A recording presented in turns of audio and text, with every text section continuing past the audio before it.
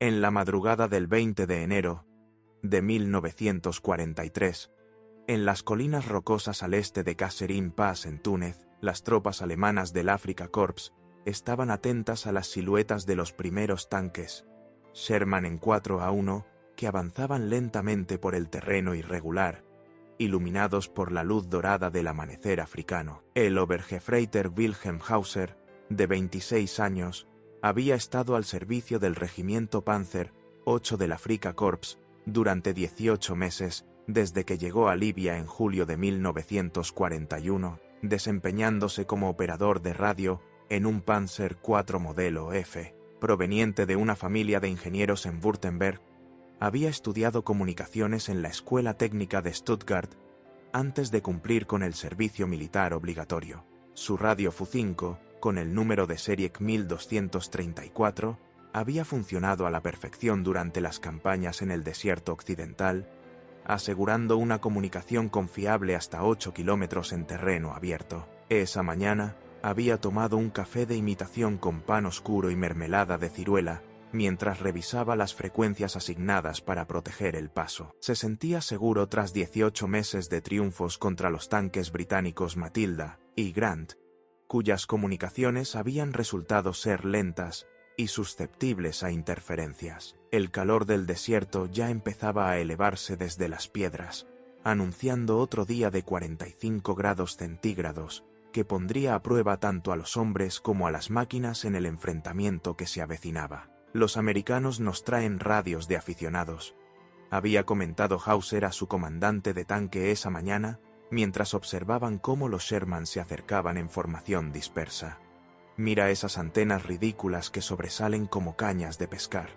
Nuestra Fu-5 tiene un alcance de 8 kilómetros, con una claridad impresionante. Esas cajas estadounidenses parecen hechas para aficionados a la radio, no para un combate blindado profesional. Su equipo se había reído, seguros de la superioridad técnica alemana que habían demostrado en 2 años de lucha en África. Seguro que esos radios se van a estropear con el primer impacto de un proyectil, comentó el artillero, mientras ajustaba la mira de su Kawe K-75 mm. La experiencia del Afrika Korps había dejado claro una y otra vez que las comunicaciones eran el talón de Aquiles de todas las fuerzas aliadas en el desierto. Lo que Hauser no sabía mientras se reía de las radios de aficionados estadounidenses era que estaba mirando el sistema de comunicaciones SCR-508, que transformaría por completo la guerra blindada y haría que las tácticas alemanas de comunicación, mediante banderas y señales visuales, quedaran obsoletas en cuestión de horas. El SCR-508 era la cúspide de la tecnología en comunicaciones militares de Estados Unidos, con un transmisor que funcionaba a una potencia de 35 vatios y que operaba en 18 canales predefinidos, abarcando desde 20 hasta 27.99 megaciclos. Su receptor superheterodino de doble conversión ofrecía una sensibilidad de 1 micronvoltio y una relación señal-ruido de 20 decibeles, asegurando una comunicación nítida hasta 15 kilómetros en las mejores condiciones del desierto. Este sistema tenía un peso de 43 kilogramos, incluyendo la unidad de control remoto RC-143, lo que permitía al comandante del tanque mantenerse en su puesto de combate mientras se comunicaba. La antena telescópica, compuesta por 4 secciones, podía extenderse hasta 3 metros de altura, y estaba diseñada para una óptima propagación en frecuencias muy altas, con una potencia efectiva radiada de 50 vatios. El generador dinamotor ofrecía voltajes estables de 250 voltios en corriente continua y 6.3 voltios en corriente alterna para los tubos electrónicos, funcionando a partir del sistema eléctrico de 24 voltios del Sherman. Este equipo contaba con 18 cristales de cuarzo, intercambiables para un cambio rápido de frecuencia, un sistema automático para controlar el volumen y un supresor de ruido ajustable que se adaptaba a diferentes condiciones de propagación. Entre 1942 y 1945, Motorola y otras empresas estadounidenses fabricaron más de 50.000 unidades SCR-500. 8. Para tanques Sherman, vehículos de mando y puestos de observación avanzada. Por su parte, Alemania fabricó alrededor de 12.000 radios Fu-5 en el mismo lapso, pero su alcance limitado de 8 kilómetros y la falta de modulación de frecuencia las hacían susceptibles a interferencias y a ser interceptadas. La ventaja táctica era numéricamente aplastante. Coordinación al instante frente a comunicación fragmentada. En las siguientes 72 horas, el radio de aficionado enviaría más órdenes tácticas organizadas que cualquier sistema de comunicación en la historia de los combates de tanques en África, transformando la guerra de blindados en algo que ningún panzergrenadier alemán había vivido antes. El 23 de enero de 1943, en un valle lleno de piedras a 3 kilómetros al noroeste de Sidi Bou Zid, en el centro de Túnez, la fina arena levantada por el viento del desierto hacía que la visibilidad cayera a menos de 500 metros, mientras una columna de 8 tanques Sherman se movía en formación de cuña hacia las posiciones defensivas alemanas. El Hauptfeldwebel Ernst Köhler, de 31 años, estaba al mando de un Panzer IV modelo G, con el segundo batallón del regimiento Panzer VIII, acumulando 7 años de servicio desde 1936, cuando se unió como voluntario en la primera expansión de la Wehrmacht. Era un veterano de Polonia, Francia, y había pasado 18 meses en el Afrika Korps, participando en un total de 43 enfrentamientos blindados, incluyendo las batallas de Gazala y el Alamein. Nacido en una familia de mecánicos de trenes en Sajonia, conocía a la perfección cada sonido de su motor, Maybach HL-120, que tenía 300 caballos de fuerza, así como cada vibración de su transmisión SSG-75. Su Panzer, con el número táctico 214, había resistido 6 impactos directos de proyectiles británicos durante la retirada desde Egipto. Esa mañana, se había preparado unas galletas militares con mantequilla enlatada y un té, mientras revisaba que su radio Fu-5 funcionara correctamente, y los 1.200 proyectiles de ametralladora que tenía guardados en compartimentos blindados. Se sentía con un optimismo cauteloso tras analizar los informes de inteligencia sobre las tácticas estadounidenses, que parecían bastante predecibles y desorganizadas en comparación con la experiencia británica. Köhler había colocado su pelotón de 4 Panzer en posiciones de casco hacia abajo, resguardados detrás de una cresta rocosa, aprovechando la elevación de 12 metros para observar, al mismo tiempo que protegía el tren de rodaje, que era vulnerable. La estrategia era clásica después de 2 años de combate en África: permitir que el enemigo se acercara hasta 400 metros, abrir fuego concentrado con los 4 cañones QBK-40 de 75 milímetros, forzar la dispersión del enemigo y flanquear durante la confusión que se generara. Las radios Fu-5 funcionaban en una frecuencia asignada de 42.4 megaciclos, con un alcance efectivo de 6 kilómetros en el terreno irregular del desierto tunecino. La formación estadounidense parecía moverse sin una coordinación clara, con cada tanque actuando de manera independiente, siguiendo los patrones que se habían observado en combates anteriores contra fuerzas americanas poco experimentadas. A las 14 horas y 17 minutos en punto, Köhler dio la orden de abrir fuego cuando el Sherman Leader se encontraba a 400 metros de distancia. Los 4 Panzer alemanes dispararon al mismo tiempo con proyectiles perforantes Panzergranate 39. El primer proyectil alemán impactó en el glacis frontal del Sherman Leader a las 14 horas, 17 minutos y 4 segundos, rebotando sin lograr penetrar. Köhler esperaba ver una dispersión inmediata de la formación estadounidense. Sin embargo, lo que escuchó fue algo totalmente inesperado: transmisiones de radio claras y coordinadas en inglés. Rojo 2, flanquea a la izquierda 200 metros. Rojo 3, fuego de cobertura en la posición de la cima. Rojo 4, avanza al centro con humo. En exactamente 12 segundos, los 8 Sherman llevaron a cabo una maniobra sincronizada que Köhler nunca había visto. Flanqueo simultáneo por ambos flancos, mientras 2 tanques ofrecían fuego de supresión directo y otros 2 se movían bajo una cortina de humo. El primer proyectil estadounidense de 75 milímetros golpeó el Panzer de Köhler en la torre lateral derecha a las 14 horas 17 minutos y 26 segundos. El segundo impacto llegó 3 segundos después, desde un ángulo completamente distinto. Los estadounidenses se comunicaban al instante, coordinando el fuego desde varias posiciones y ajustando sus tácticas en tiempo real. Era matemáticamente imposible, con los métodos de comunicación tradicionales. El Panzer 214 de Köhler recibió 4 impactos directos de proyectiles estadounidenses de 75 milímetros en un intervalo de 16 segundos. El primer proyectil, M72, diseñado para perforar, atravesó la armadura lateral de la torre de 30 milímetros a 420 metros de distancia, pasando completamente por el compartimento de combate y estallando contra la pared opuesta. La explosión acabó de inmediato con la vida del artillero y del cargador, lanzando fragmentos de acero a velocidades de 1200 metros por segundo que perforaron los tanques de combustible internos. El segundo proyectil golpeó la transmisión delantera,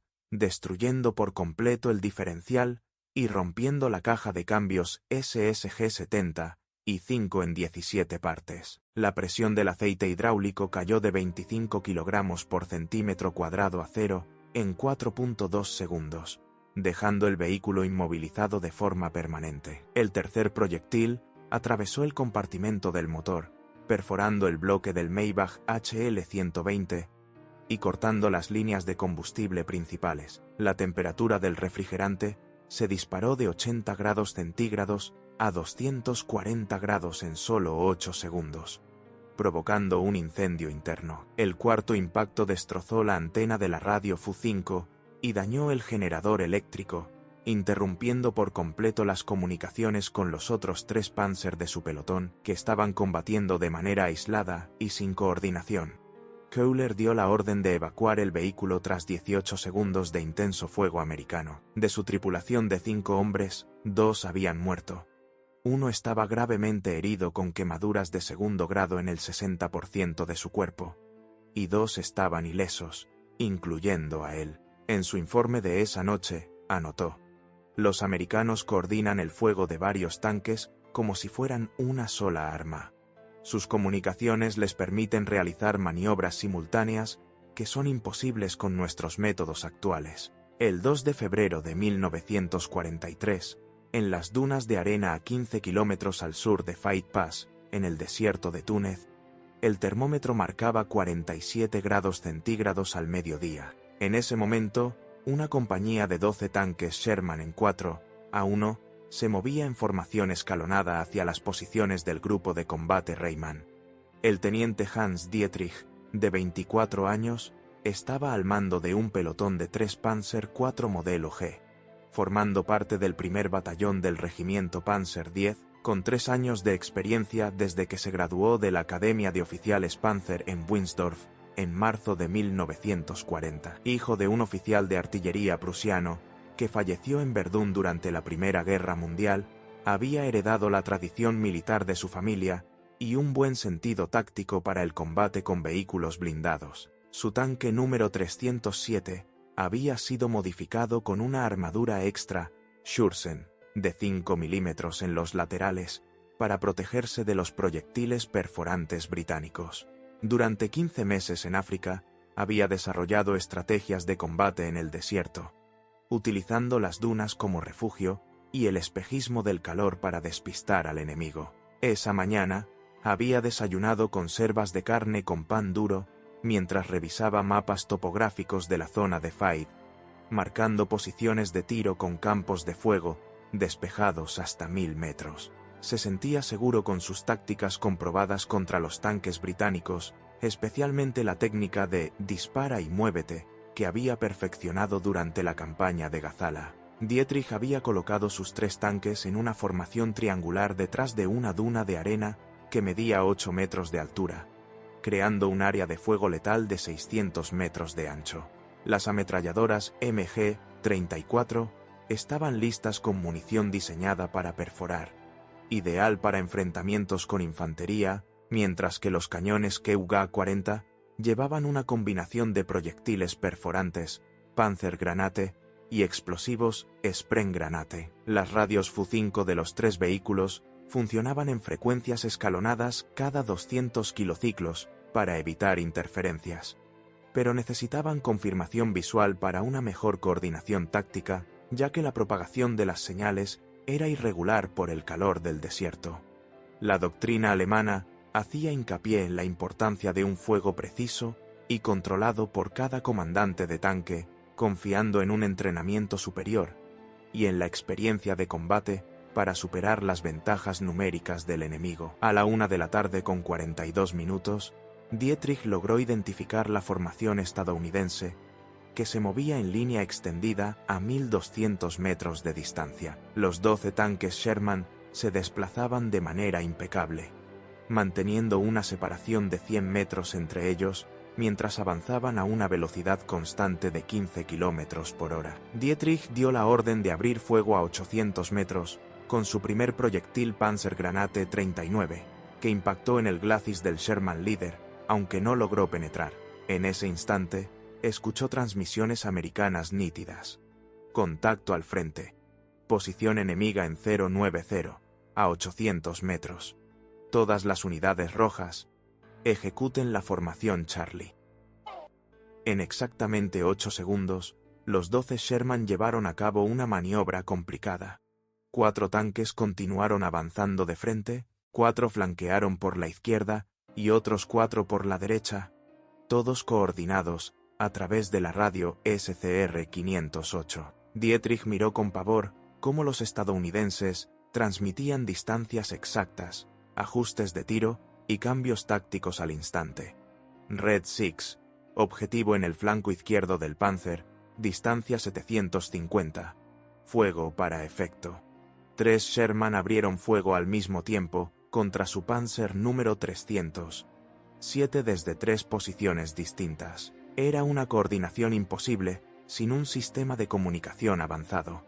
El Panzer de Dietrich recibió el impacto de 7 proyectiles americanos M70 y 2 en 24 segundos de fuego sincronizado. El primer impacto atravesó la armadura frontal de 80 milímetros a 700 metros, penetrando el compartimento del conductor y acabando con la vida del Gefreiter Mueller, que solo tenía 19 años. El fragmento principal del proyectil siguió su curso, perforando el tanque de combustible número 2 y liberando 200 litros de gasolina que se encendieron al instante. La temperatura interna se disparó de 45 grados centígrados a 200 grados en apenas 6 segundos. Los segundos y terceros proyectiles impactaron a la vez en la torre. Uno de ellos destrozó el sistema de elevación del cañón, KUGA-40, mientras que el otro atravesó la armadura trasera y hizo estallar la munición que estaba almacenada.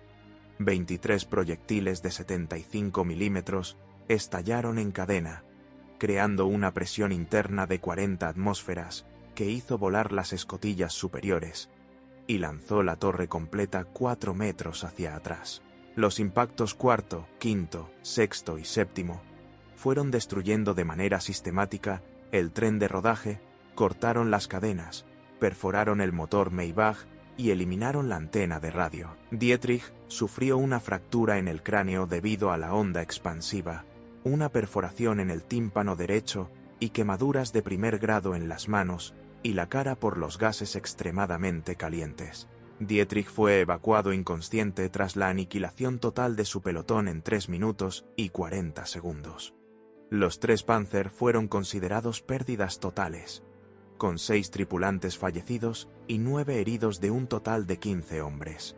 En el reporte médico del hospital de campaña, el doctor escribió: el paciente menciona que los tanques enemigos actuaron como si fueran una sola fuerza. Las comunicaciones estadounidenses facilitaron la rápida concentración de varios cañones en objetivos específicos. Las tácticas alemanas clásicas de combate individual quedaron obsoletas frente a una coordinación por radio mucho más efectiva.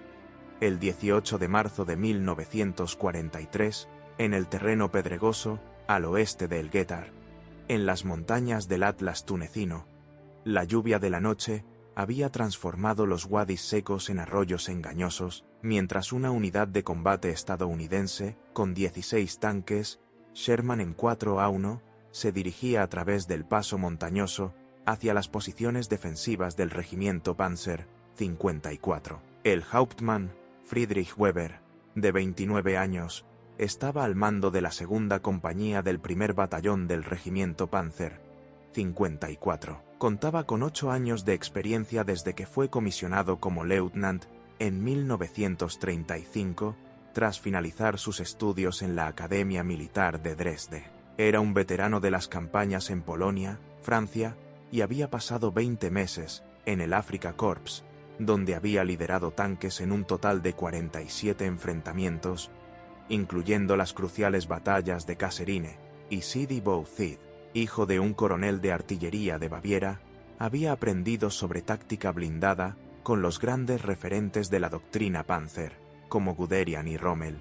Su Panzer IV modelo G, con el número de comando 0 hasta 1, estaba equipado con el nuevo cañón largo KWK 40 L40 y 8 de 75 mm, capaz de atravesar la armadura de un Sherman a una distancia de 1200 metros. Durante su tiempo en África, había perfeccionado técnicas avanzadas de combate en terrenos montañosos, empleando posiciones de casco abajo y fuego indirecto para sacar el máximo provecho de sus defensas. Esa mañana, disfrutó de un café real que había requisado y de salchichas alemanas, mientras organizaba las posiciones de sus 12 Panzer, con mapas detallados del paso de El Wetar.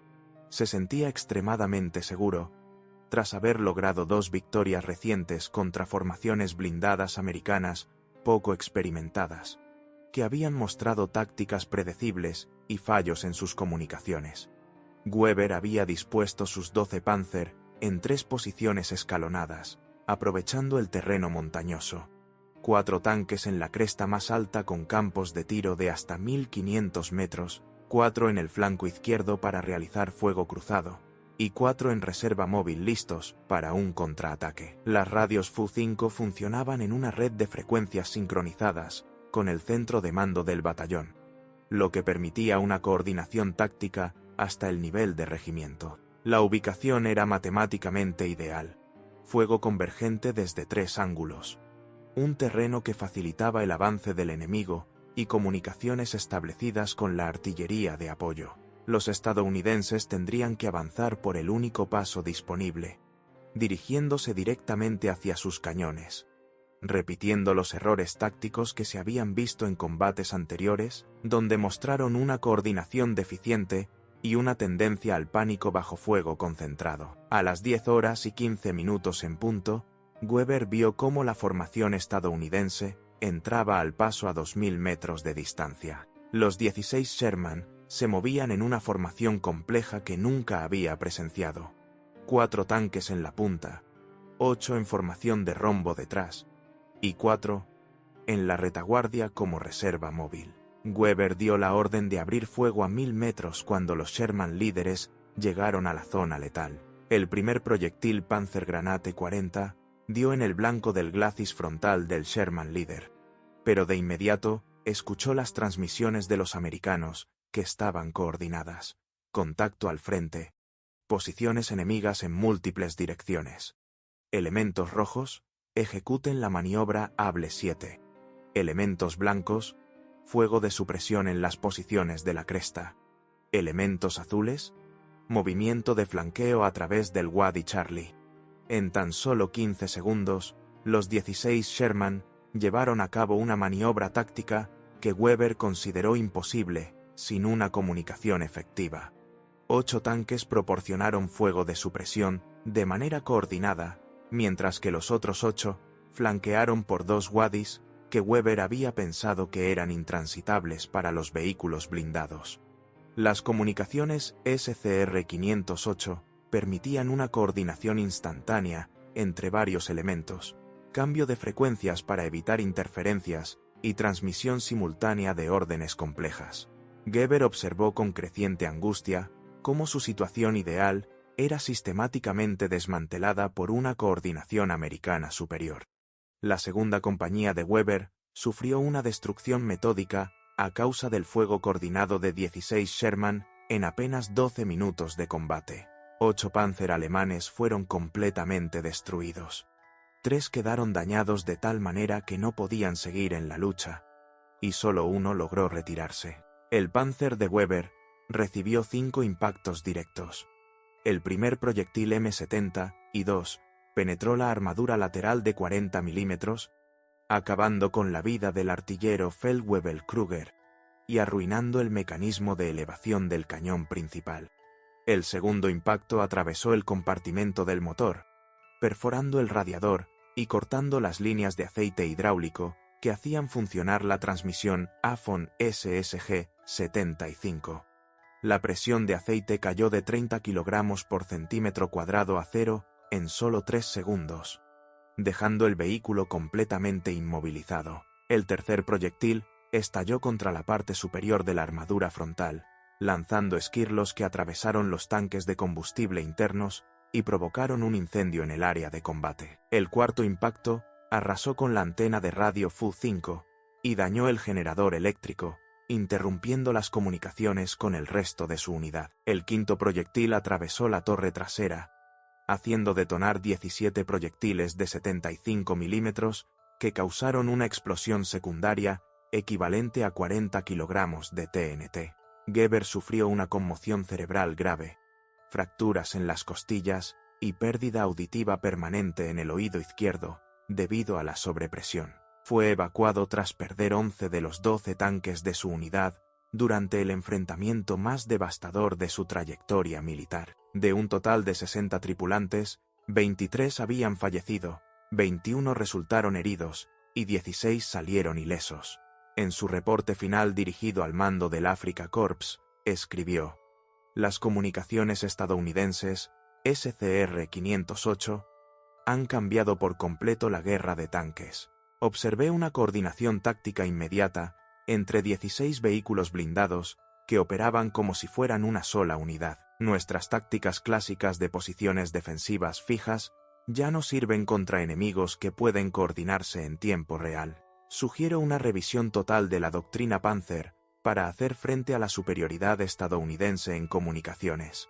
La transformación del combate de tanques apenas estaba comenzando. Lo que los líderes alemanes habían vivido en las montañas de Túnez durante los primeros meses de 1943 era solo el inicio de una revolución en las comunicaciones militares que convertiría las tácticas Panzer tradicionales en algo del pasado frente a la coordinación instantánea de los estadounidenses. A medida que marzo se iba despidiendo y abril se asomaba, los líderes alemanes empezaron a darse cuenta de que se enfrentaban a algo más que solo una cuestión de números. El 28 de marzo de 1943, cerca de Magnassi, el Oberst Klaus Dietrich recibió la orden de detener una columna de tanques estadounidenses que se movía por el valle. Sus 42 tanques Panzer IV eran más que los 30 Sherman del enemigo, pero la batalla que se desató demostraría una vez más lo devastador que puede ser una buena coordinación a través de radio. Dietrich había estado en el ejército alemán durante 23 años,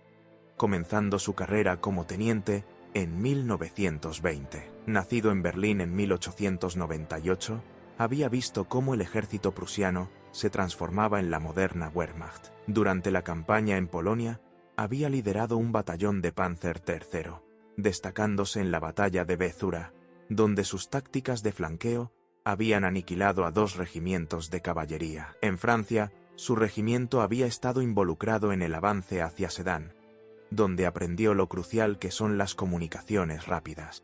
No obstante, sus radios FUG tenían un alcance bastante limitado y a menudo fallaban cuando estaban bajo el fuego del enemigo.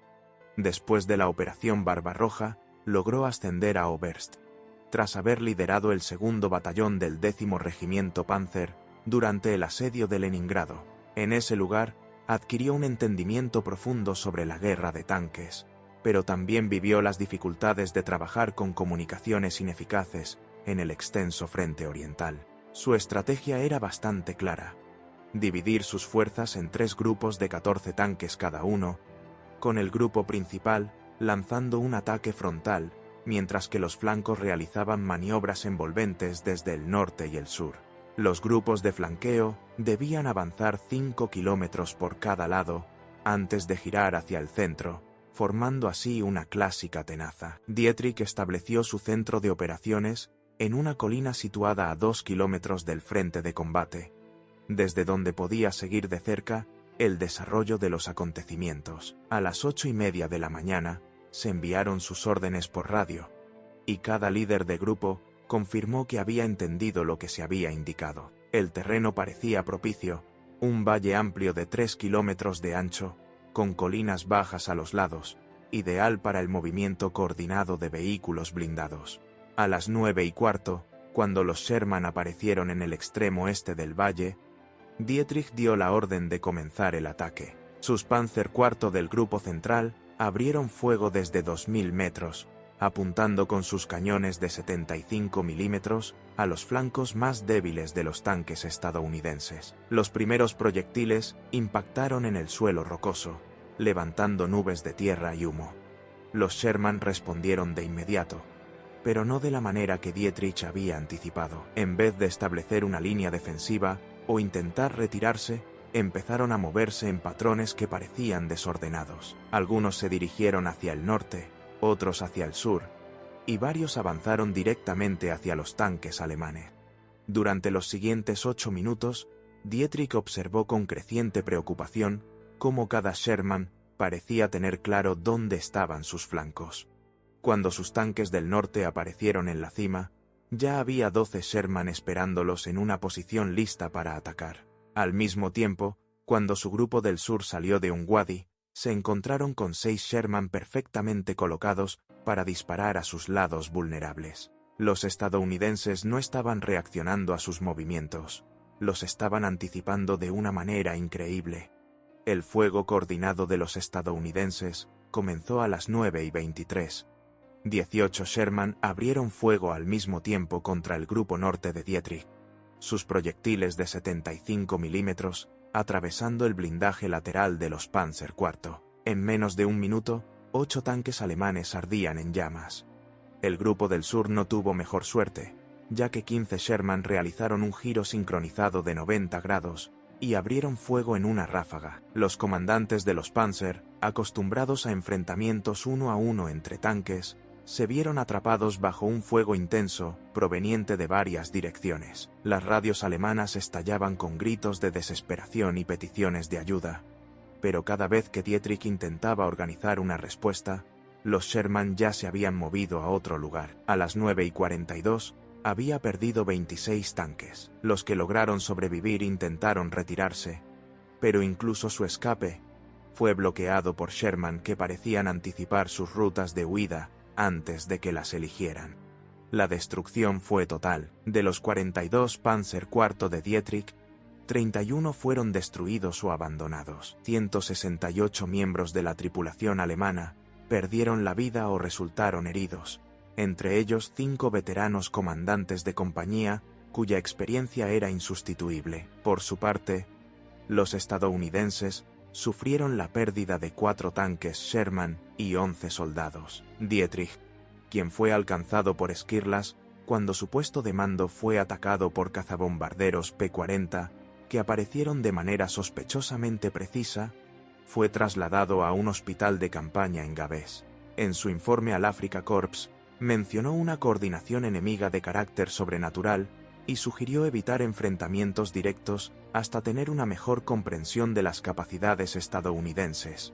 El Valle de McNashy se convirtió en otro recordatorio de que la superioridad técnica individual alemana no significaba mucho frente a la perfecta coordinación de los estadounidenses. El 5 de abril de 1943, cerca de El Hamma, el mayor Heinrich Stolz recibió la tarea de defender un paso montañoso clave ante un inminente ataque de blindados estadounidenses. Sus 28 tanques Panzer IV y 16 cañones antitanque PaK-40 estaban posicionados en las alturas, con unos campos de tiro impresionantes sobre el valle de aproximación. La posición parecía impenetrable, pero Stolz pronto se daría cuenta de que las ventajas tácticas convencionales no valían mucho frente a un enemigo capaz de coordinar ataques con una precisión asombrosa. Stolz nació en Múnich en 1905 y se unió al ejército en 1925 como aspirante a oficial. Durante los años entreguerras, sirvió en unidades de caballería mecanizada, participando en experimentos secretos con tanques en la Unión Soviética. En 1938, fue trasladado a la Segunda División Panzer, donde lideró una compañía durante la invasión de Polonia. Su verdadero bautismo de fuego llegó en Francia, donde su batallón cruzó las Ardenas y tomó parte en el cerco de Dunkerque. Durante Barbarroja, había liderado el primer batallón del 17º Regimiento de Tanques, destacándose en la batalla de Smolensk, donde sus estrategias defensivas lograron frenar 3 embestidas seguidas de los tanques 34. Tras resultar herido en Moscú, fue ascendido a mayor y enviado a África para recuperarse y compartir su experiencia en combate con vehículos blindados. Sus superiores lo veían como un verdadero experto en tácticas defensivas, capaz de sacar el máximo provecho del terreno y la ubicación. El plan defensivo de Stolz era muy detallado. Había colocado sus Panzer IV en 3 líneas escalonadas, 8 tanques en posiciones avanzadas a 1200 metros del valle, 12 en la línea principal a 800 metros y 8 en reserva a 400 metros detrás de la cresta. Los cañones PaK-40 estaban camuflados en posiciones de flanqueo, con la instrucción de abrir fuego solo cuando los Sherman estuvieran comprometidos con los Panzer. Cada posición contaba con zonas de fuego entrelazadas y rutas de escape preparadas. Stolz había analizado los ataques previos de los estadounidenses y estaba convencido de que su formación en profundidad podría soportar el impacto inicial y luego lanzar un contraataque cuando el enemigo estuviera desorganizado por las Parto de Leos. Bajas. Sus comunicaciones seguían el protocolo estándar alemán. Las órdenes se transmitían por radio Fug desde su puesto de mando a los comandantes de compañía, quienes las hacían llegar a sus pelotones. A las 2:30 de la tarde, los Sherman aparecieron en el extremo sur del valle, avanzando en lo que parecía ser una formación habitual de aproximación. Stolz contó 36 tanques estadounidenses moviéndose en 3 columnas paralelas. Dio la orden a sus Panzer avanzados de mantener silencio hasta que el enemigo estuviera a 800 metros, la distancia ideal para sus cañones de 75 milímetros. Sin embargo, cuando los Sherman llegaron al punto señalado, no continuaron su avance directo. En ese momento, las 3 columnas se separaron al mismo tiempo, con 12 tanques girando hacia cada lado, mientras que los otros 12 seguían avanzando por el centro. Stolz miraba con creciente preocupación cómo los movimientos de los estadounidenses parecían anticipar a la perfección sus posiciones ocultas. Los Sherman que se dirigieron hacia el este iban justo hacia donde había escondido sus cañones PaK en el flanco derecho. Los del oeste se movían directamente hacia sus posiciones antitanque en el lado izquierdo. El combate comenzó a las 2:52 de la tarde, cuando Stolz, al darse cuenta de que su estrategia se estaba desmoronando, dio la orden de abrir fuego a todas las unidades. Sus 8 Panzer IV que estaban al frente dispararon al mismo tiempo, logrando impactar a 3 Sherman a 800 metros de distancia. Sin embargo, la respuesta de los estadounidenses fue devastadora en su precisión. 24 Sherman comenzaron a disparar de manera coordinada contra las posiciones avanzadas. No lo hicieron de forma individual, sino que concentraron el fuego de 3 o 4 tanques sobre cada Panzer alemán. En 1 minuto y medio, todos los Panzer que estaban al frente quedaron destruidos o abandonados. Cuando Stolz dio la orden a su línea principal para abrir fuego, se dio cuenta de que los Sherman ya habían localizado esas posiciones también. Los tanques estadounidenses realizaron maniobras de flanqueo perfectamente sincronizadas, con algunos brindando fuego de supresión, mientras otros se movían para atacar los flancos de los Panzer. Sus cañones PaK-40, que se suponía que serían su sorpresa táctica, fueron neutralizados por un fuego indirecto de morteros, que llegó con una precisión increíble. A las 3:18 de la tarde, Stolz había perdido el control de la batalla. Las comunicaciones por radio se habían vuelto ineficaces, ya que cada vez que intentaba coordinar una respuesta, Los estadounidenses ya habían anticipado y contrarrestado sus movimientos. Las pérdidas para los alemanes fueron devastadoras. 23 de los 28 tanques Panzer IV fueron destruidos, junto con 14 de los 16 cañones PaK-40. 212 soldados alemanes murieron o resultaron heridos, incluyendo a todos los comandantes de compañía, salvo uno. El propio Stolz sufrió una herida por metralla cuando los proyectiles estadounidenses impactaron su puesto de mando con una precisión que indicaba un conocimiento exacto de su ubicación. Los Sherman perdieron 7 tanques y 23 hombres. El paso de El Hamma, que se consideraba una posición defensiva ideal, cayó en menos de una hora. Esa noche, Stolz, que fue evacuado, anotó en su informe: el enemigo conocía nuestras posiciones antes del ataque. Sus movimientos no fueron simples reacciones, sino la implementación de un plan que preveía nuestras respuestas. La defensa no fracasó por falta de coraje o equipamiento, sino porque los estadounidenses contaban con información perfecta, mientras que los alemanes luchaban a ciegas.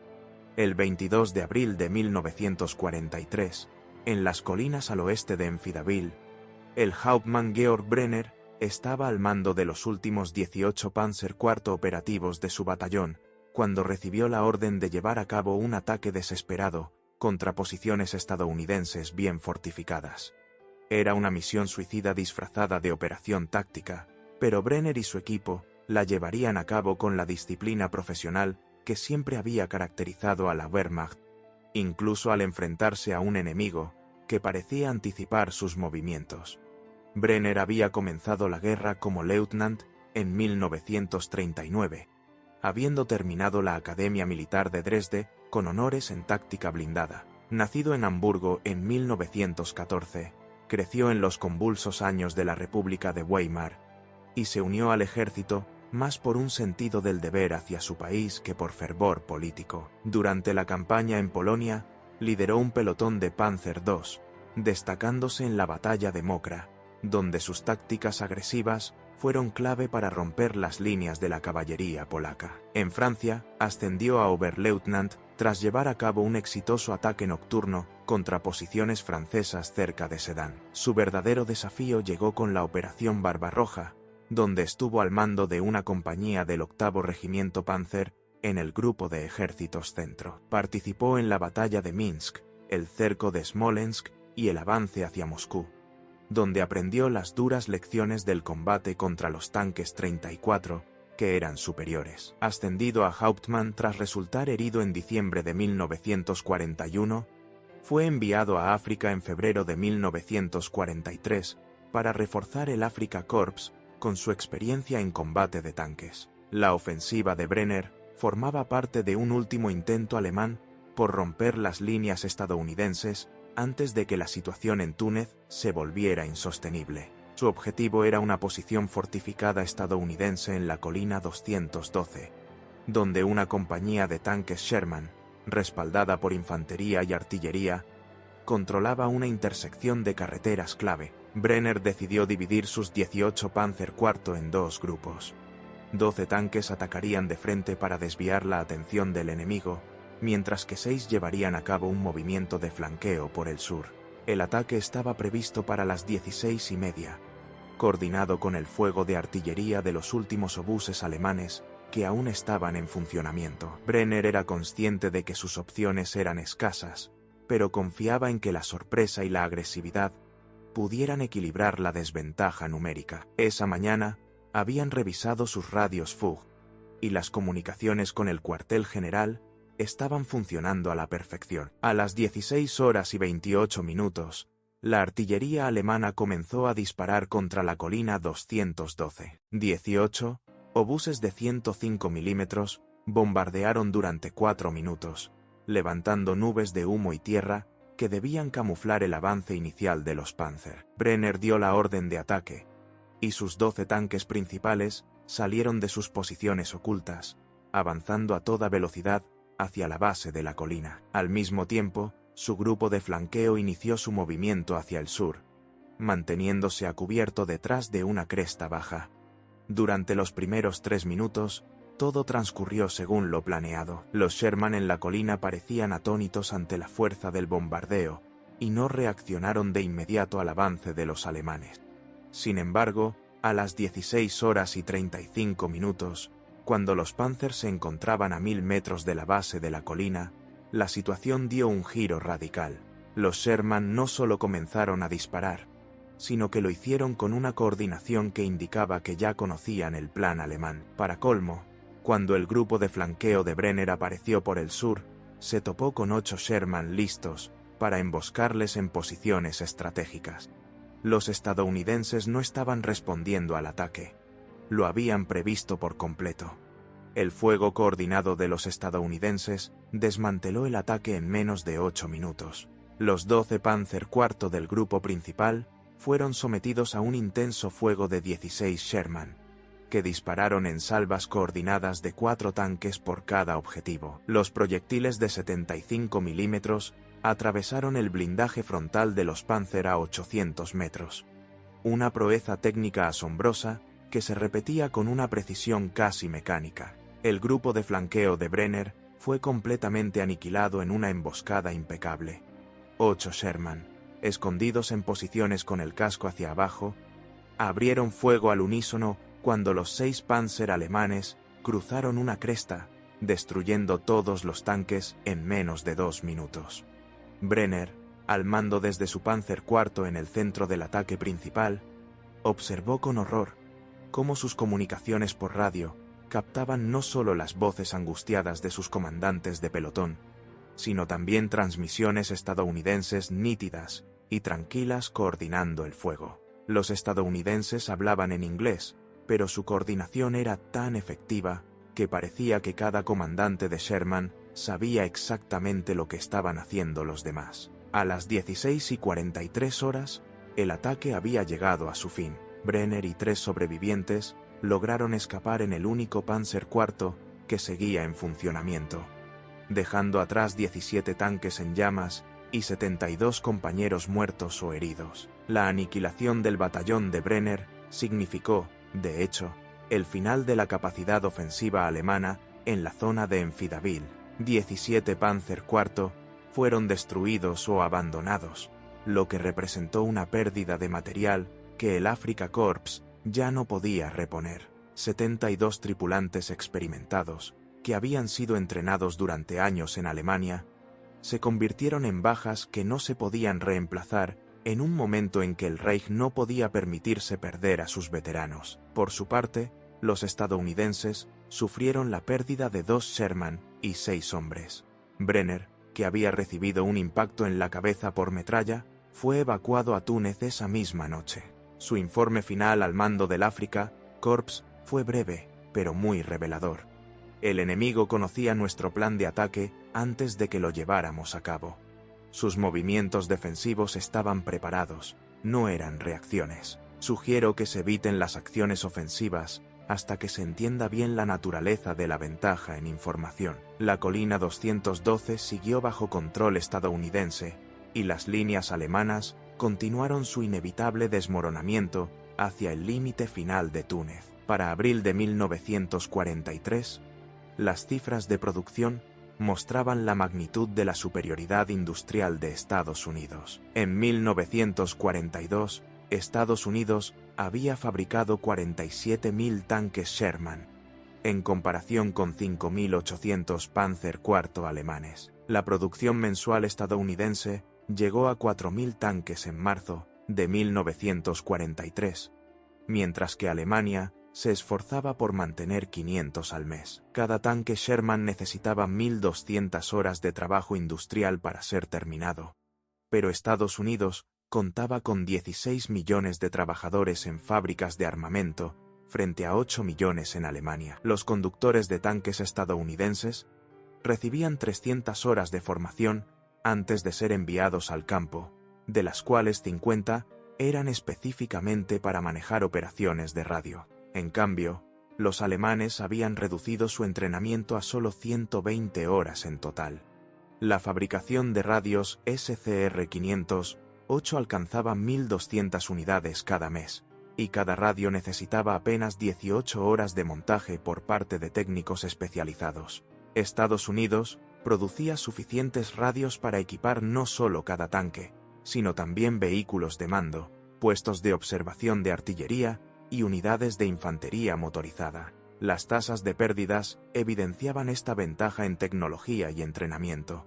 Los tanques Sherman, que contaban con radios SCR-508, tenían una tasa de supervivencia del 78% en combate, en comparación con el 42% de los tanques que no contaban con radio coordinada. La esperanza de vida promedio de un Panzer IV, en el norte de África, se había reducido a 18 días de combate activo, mientras que los Sherman alcanzaban un promedio de 43 días. Las misiones de reconocimiento de los estadounidenses lograban un éxito del 91%, en comparación con el 63% de los alemanes. Años después del conflicto, las reflexiones alemanas mostrarían lo lejos que estaban de entender la situación en un principio. Cuando el general Magor Fritz Bayerlein fue interrogado por oficiales de inteligencia británicos en mayo de 1945, tras la rendición del Afrika Korps, habló sobre cómo había ido comprendiendo la superioridad de los estadounidenses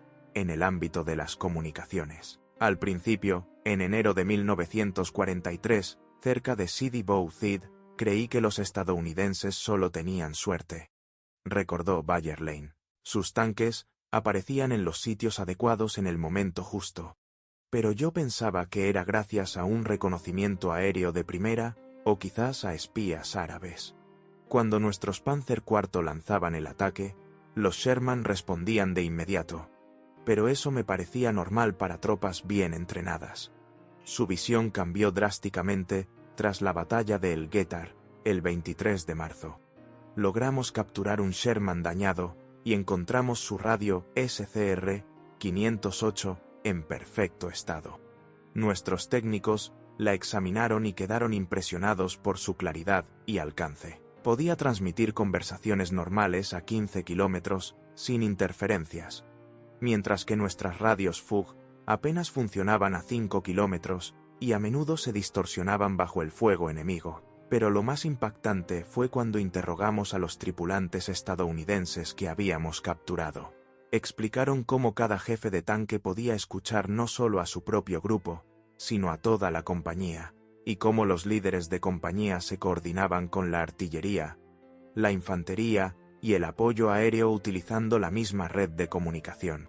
Bayerlein finalizó: nos dimos cuenta de que no estábamos enfrentándonos a tanques aislados, sino a un organismo que operaba de manera coordinada y que tenía una visión completa del campo de batalla al mismo tiempo.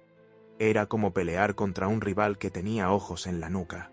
El Oberst Rudolf Siekenius, al mando del 10º Regimiento de Tanques, ofreció una visión distinta durante su interrogatorio en junio de 1945. Había liderado unidades blindadas desde Polonia y había sido testigo de cómo cambiaron las tácticas estadounidenses desde las primeras confrontaciones en Kasserine hasta el colapso final en Túnez. Al principio, subestimamos por completo las radios de los estadounidenses, reconoció Siekenius. Nuestras evaluaciones de inteligencia se enfocaban en la protección del Sherman, su cañón, su rapidez, aspectos que podíamos medir y comparar con nuestros propios vehículos blindados. Las radios parecían un detalle técnico poco relevante. Solo después de perder 3 batallones en abril, empezamos a darnos cuenta de que las radios eran el arma más mortal del Sherman. El momento de esta revelación llegó durante la batalla de Enfidaville, el 20 de abril.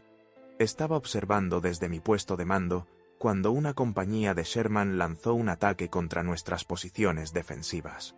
Observé cómo se movían, no como tanques aislados siguiendo órdenes, sino como los dedos de una sola mano.